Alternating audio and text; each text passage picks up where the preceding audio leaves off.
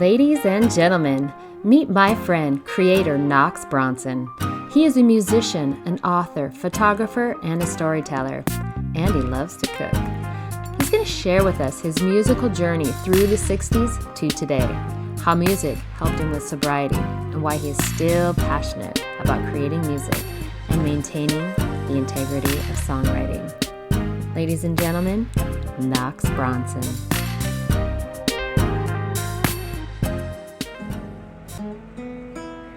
So, what's this song called?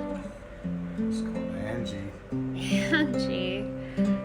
I love it already. Angie. Angie. When will these clouds all disappear? Angie. Angie. Where will it lead us from here? With no loving in our souls, no money in our coats. You can't say we're satisfied. But Angie, Angie, you can't say we never tried. Angie, you're beautiful, but ain't it time we said goodbye? Angie, I still love you. Remember all the nights we cried, all the dreams we held so close, seem to all go up in smoke. Let me whisper in your ear that Angie, Angie,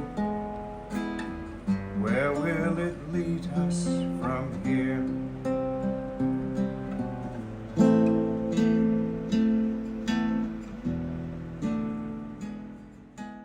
So good morning, Knox. I think we should do a cheers with our coffees here. First one of the day, Angie. Cheers. Welcome. Thank you. Thank you for having me. Well, thank you for coming again for take two.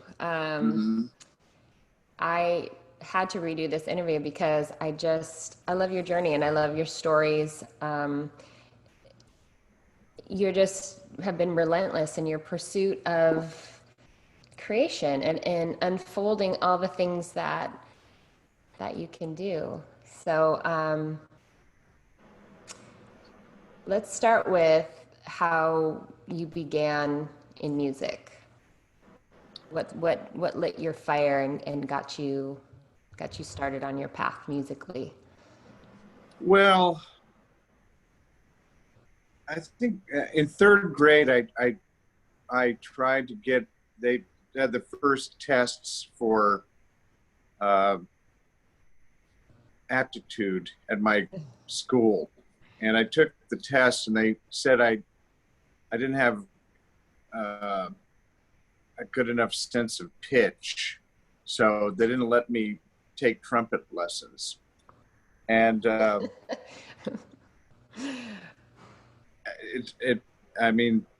but in sixth grade, I was at a different school and they let me in. So I was interested, and around fifth or sixth grade, that's when I started hearing, rock and roll. I mean, it was early stuff, but it just.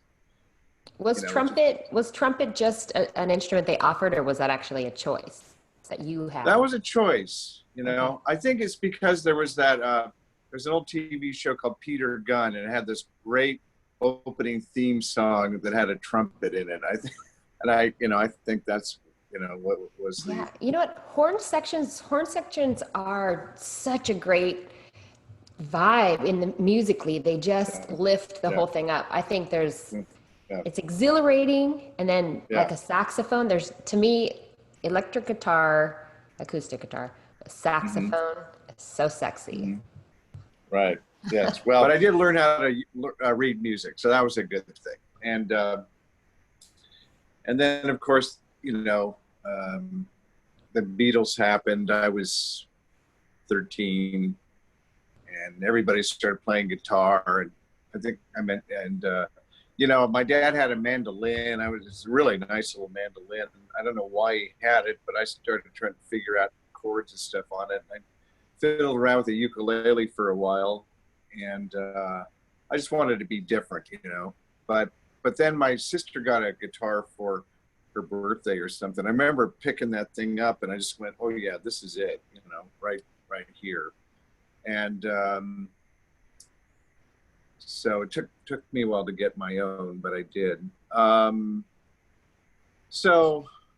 Before the Beatles, even well before that, it was like music was so big. It was everything in a way. I mean, I was into sports. I did all this stuff, kids stuff, but there was just this sense of music, and always with me. And music was the staple everybody had a radio, and then yeah, right. I mean, TV was okay. You still had to get up and change the channel. It was still black and white, so yeah, music was a staple. You lived your life through the songs, through the lyrics. You paid attention. You had to listen. I mean, back then it was the top 30 or the top 40. That was it. I mean, think about today. You go on YouTube, you hear 1 million or 10 million songs. Like mine, like yours. Yes, yes. A blessing. And back then it was the top 30 or 40, and that's what you heard. Yeah. And it's nice to have choices, don't you think, though? Yeah, it's incredible. Sure. Back then when it was the top 30 or 40, people were actually choosing that music by calling in and requesting, and they loved it. Well, that's a little naive. Well, but yeah. it seemed more that way. Somebody always knows somebody who knows somebody. But nowadays, well, no, what is actually happening was, they had guys paying DJs to play the songs, and nothing's changed. Maybe the amount, But I mean, a hit had to be a hit. They still can't create a hit with a song that isn't a hit. That's the. Oh, they try. It's they try, but it doesn't really work that way. But for some reason, I mean, what we had when we had the Beatles, we had the British Invasion, we had before that it was the Beach Boys and the momentary folk thing. Alex Bennett, this DJ used to. Best Beach Boy move? Can I see that? Will you show me what? that? Will you show me your best Beach Boy move? Oh, come on. Come on. Alex Bennett called it the folk music scare of the early 60s, which I always liked. But we had great pop music there. And starting, my earliest memories are like, Roy Orbison, Buddy Holly. I remember my aunt playing me Elvis when I was like 5 on her little turntable with 45s. But with and then we had Motown, great stuff out of Motown, and with the Beatles, of course. I mean, for me, the Beatles were like everything, but it was just an incredible era for music. It was just, I know your biggest mentor, your biggest idol is David Bowie, who is adorning your shirt this morning, That's which I love. it's only appropriate. Well, I had it on, so. What was the difference? Okay, so the Beatles, Elvis, this was intriguing to you, but then, finding Bowie, that vibe that you got from Bowie, that was more of a life changer for you, right? I mean, was that a real shift in the identity in which you wanted to create for your own musical career? Well, it just was a different time of life. I mean, every period of music, it was a new life changer thing. I mean, after the Beatles, 3 years later, it was this Summer of Love, and the Jefferson Airplane and Jimi Hendrix, and I mean, it happened so fast. So all of them, the music was our family. I mean, for my generation, it was how we identified and connected to each other. And it was not like it is today. It wasn't just something you hear in a video game. It was kind of everything. And as far as Bowie goes, I mean, the Beatles kind of broke up in '69. Bowie didn't hit until, well, he hit in England at '72. He didn't really hit here for a while after that. I mean, but then there was, I mean, for me personally, it was Pink Floyd. Between the Beatles and David Bowie, Pink Floyd. But, so, they created a music at that time that was like a collective vibe, a collective emotion. Mm-hmm. So the music of the '60s, I mean, it really embraced so much of the culture and the changes and with the wars and the where people's minds were at. Well, it would have been the kiss of death for any band back then to have their song used in an advertisement. I mean, the Kiss, that would have been the end, Wow. And now that's a dream. We're so against the commercialization. I mean, I used to, I was so naive, and it took me decades to figure out, the Summer of Love didn't just happen. It was bought and paid for by record companies, to, I hear these hippie bands doing this beautiful music and stuff and it was beautiful, but still there was a lot of commerce behind it. So personally, but then back to David Bowie, I was in my early 20s, nobody in their 20s knows who he or she is. No. Really. Nope. And and when I saw him on the Ziggy Stardust tour, and with the full, he didn't have the lightning bolt, but he had the makeup and the spacesuit stuff like that. And to me, he just and for many of us, was just sort of looked like on the outside how I felt on the inside, alien, different, and he wrote just incredible music and stuff like that. But there was plenty of other music back then, but I just, he was just like the coolest. I mean, back, and around the Bay Area, it was all Pablo Cruz, Journey, Jefferson Starship, Santana. I mean, this whole, I didn't even know what it was. I found it rather pedestrian and provincial. Well, no offense to anybody. Or it's for the people who are in that walk of life or that vibe. I mean, that's why everyone can create their art, my music isn't for everybody, but it's for me. And so it deserves to exist, kind of thing. So, I mean, I love Journey. I mean, Steve Perry's vocal, I actually wrote him a letter. Really? When he released his latest album, I just was like, I'm a huge fan. I just released an album. I'd be your opener. I'll do it for free. I never heard that. Steve. Oh, too bad. Well, he has an incredible voice. I mean, I like when he sings bass. I don't like the tenor. But I like when he sings deep, but he had an incredible voice. Yes. Indeed. Yeah. So, yeah, for sure. Who loves him too is Grant, our voice coach. Yes. Okay. Yeah. You know what? Let's talk about that. Let's talk about Judy Davis. Yes. And who she was for us.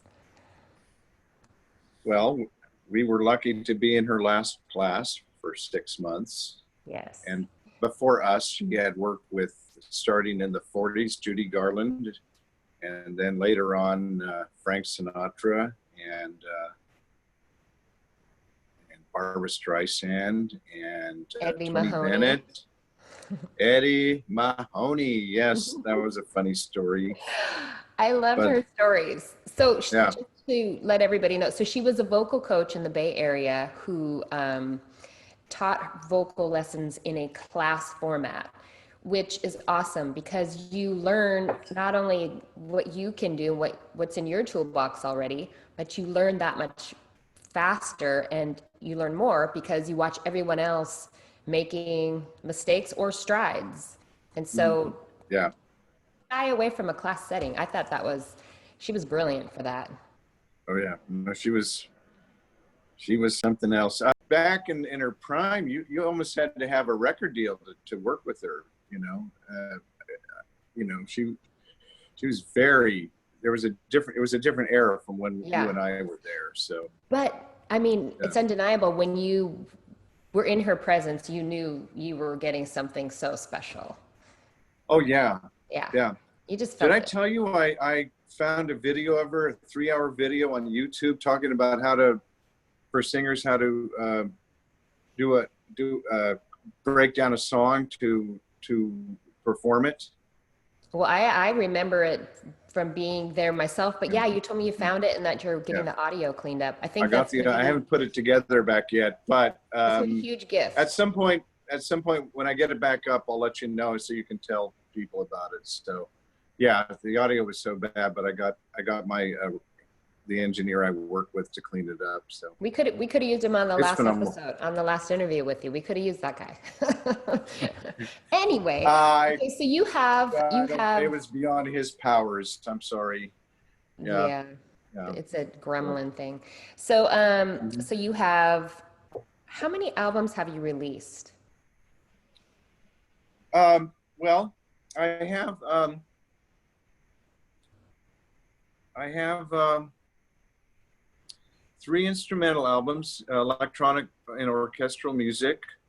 I have my first vocal album, which is kind of called Pop Down the Years, which had a lot of instrumentation on it, mostly electronic and orchestral kind of. Just released a new album that I've been working on for only 10 years called One Man's Opinion of Moonlight. It's all acoustic covers except for one song, the songs that were really important to me in my youth. Let's see, Beatles, Rolling Stones, David Bowie, Jefferson Airplane, Donovan, a couple of Donovan songs on the album. Love Donovan. He was super influential, still is. I love your latest video. It's oh, thanks. So gorgeous. I love dancing. I love pink. Right. And I love the lyrics. It's so beautiful. I just Thank you. It's so pure and gorgeous. I love this arrangement of it. And I'm going to release a pure acoustic version of it as well that I actually like better. Should I say that? Just me and guitar. You know what? So let's listen to that right now.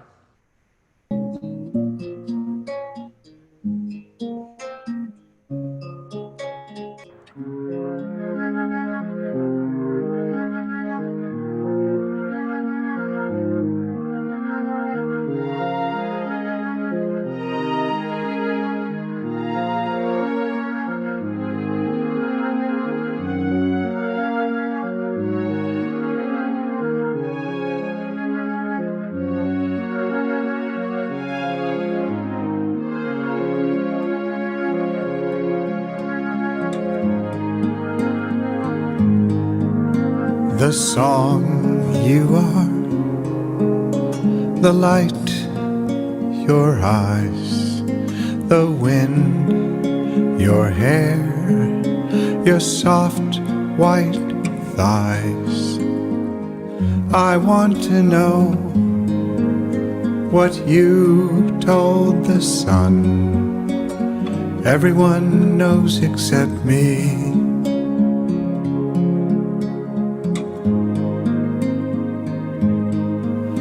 Enclose me now, your dark perfume, your lips, your skin, your silent rooms. I want to know what you told the sun. Everyone knows except me.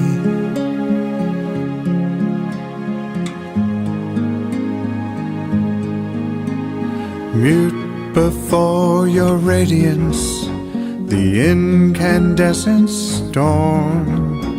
I want so much to hold you, to take you in my arms. You know you drive me crazy, it comes as no surprise. Tell me that you love me, I see it in your eyes.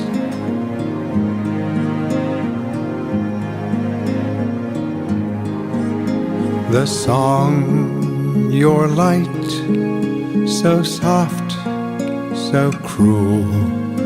The ocean laughs at this. Thank you. Thank you. I love it.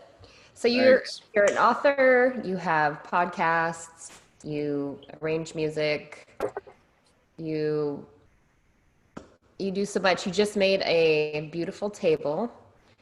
And Still I working think on by it. making it, you're Still working on it. manifesting the end of COVID because you want to fill that table with people and That's right. I like to cook too, so I want to have dinner parties. So. do you hear that, ladies? Yeah.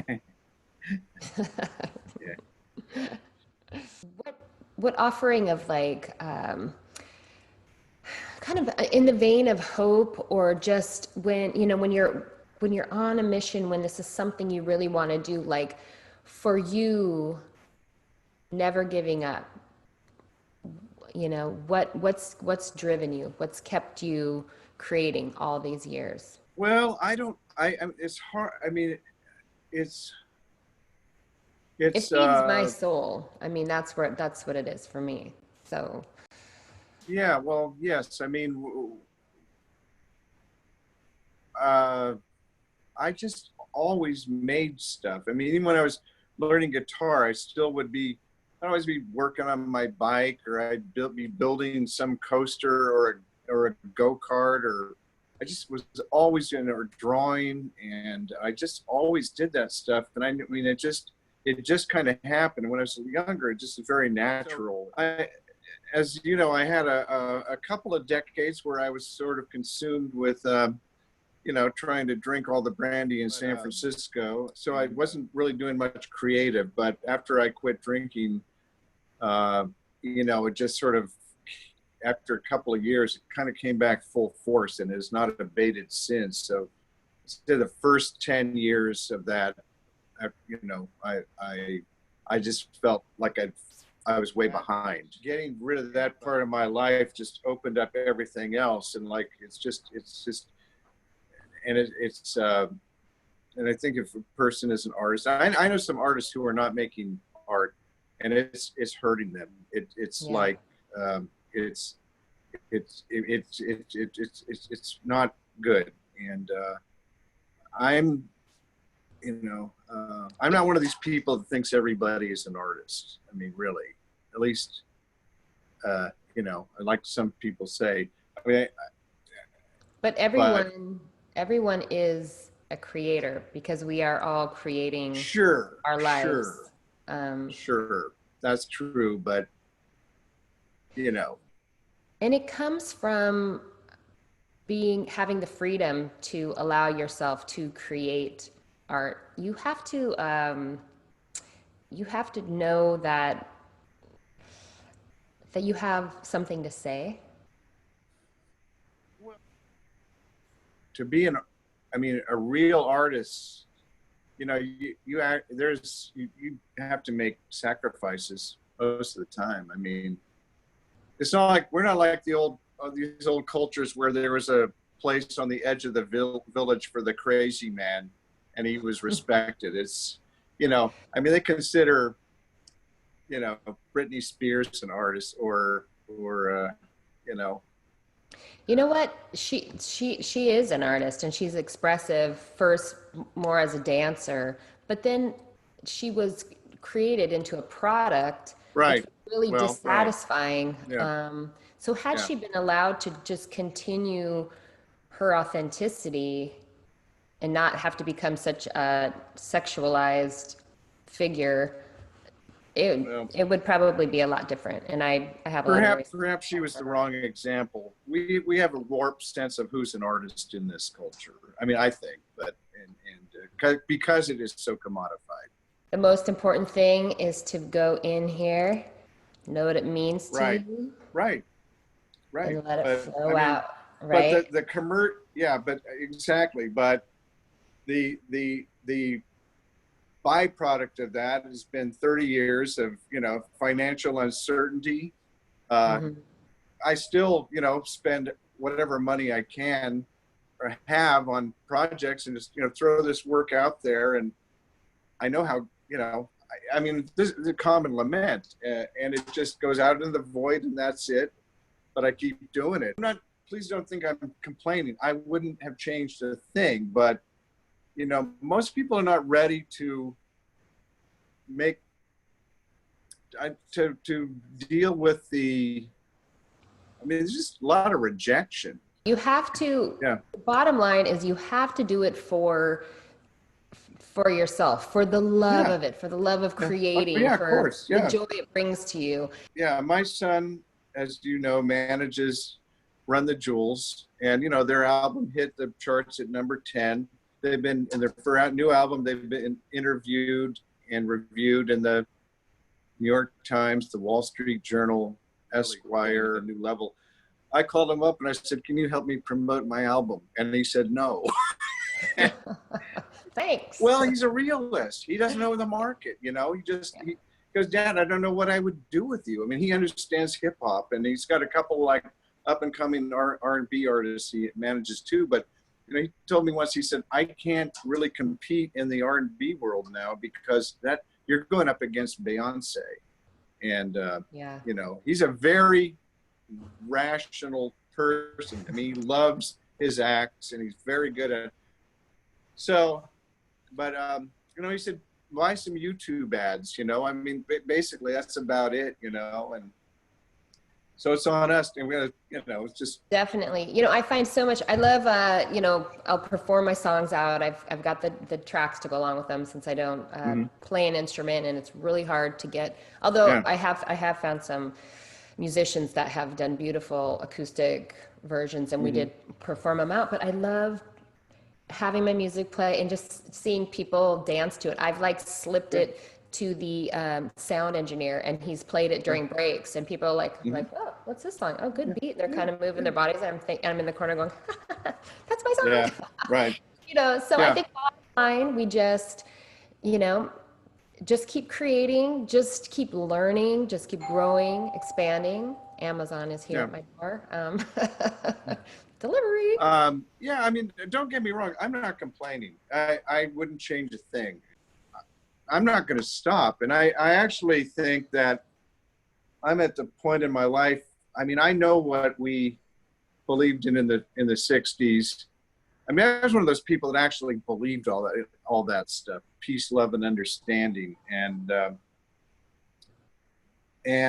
I love the songcraft of that era. Oh, I've sent you stuff too, and you're like, "Well, but is there even a bridge?" And I'm like, "Well, yeah, that's a bridge, but it's a bridge out because it wouldn't make sense to go back to the verse. So it's more of that's just how it flowed through me. And I don't have to fit into that pattern box. It's mine and I feel it. And that's what it is." Wow. Well, yeah. I think the old school of, the Brill Building, Tin Pan Alley, and blues are the foundation of pop and rock music, and I just think there's a reason why those kind of song structures have lasted or should. Anyway. What would Knox today tell young Knox of 12 years old now? What wisdom would you tell a 12-year-old Knox? Shit. 12-year-old Knox or 22-year-old? What would you tell 12-year-old Knox? Go. You're in deep shit, and No, I would say, uh,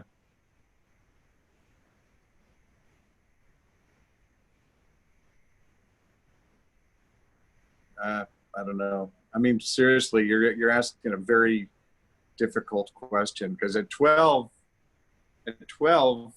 John Kennedy was still alive. The world hadn't been destroyed yet, and all that was coming. It just the '60s were so weird. Um, I I I would just say, but whatever I tell myself, I did, which is be true to yourself. Yeah, it is. I would say, oh, stay away from drugs and booze. Well, that wouldn't have worked because I was too smart for that. I would have done it anyway. And I can't go back. There's nothing to recreate the past or reconfigure the past. Everything, we all have a path. I made it out alive. I know tons of people who didn't. And, and pretty much intact. And that's a gift. Yeah. You know what? I love that. I love that. I think you hit it direct on, because I think be true to yourself is how you live the most happy Yeah.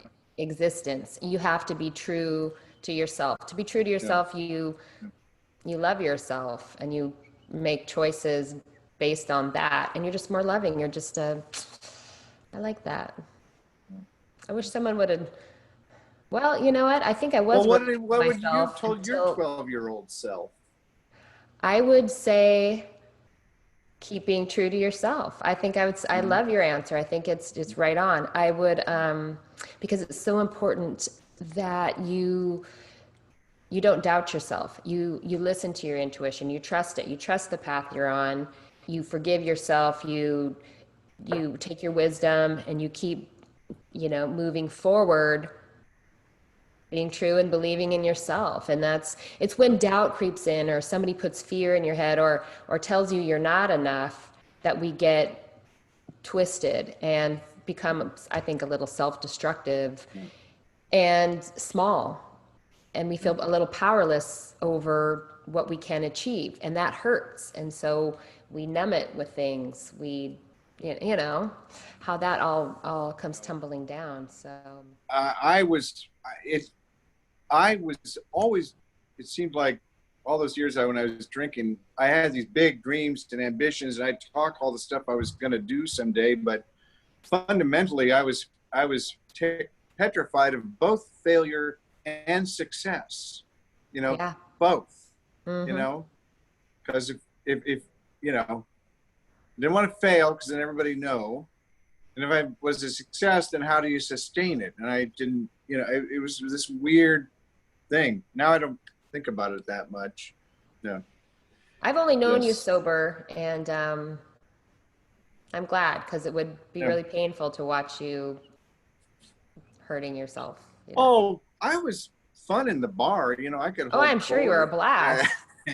All your Beach Boy moves. Yeah, but I didn't get anything done. So, but I mean, a couple of years ago, I didn't see a way out. I was renting a couple of rooms in a house because I'd lost my good place in Oakland in the hills. I just was feeling very trapped. My son called me up one day. He goes, "How you doing?" I said, "I don't know. It's and feel like nothing I wanted to happen has happened. The ship left the port, and I wasn't on it. And the worst part is I'm just an old fart, and nobody cares, and will not." And he said, "Dad," he's a nice guy. He says, he said, the world is a better place because you're in it, and we need you. And he started listing off all the stuff I'd done, and he's a good guy. And he said, "Look, you cannot worry about the external stuff."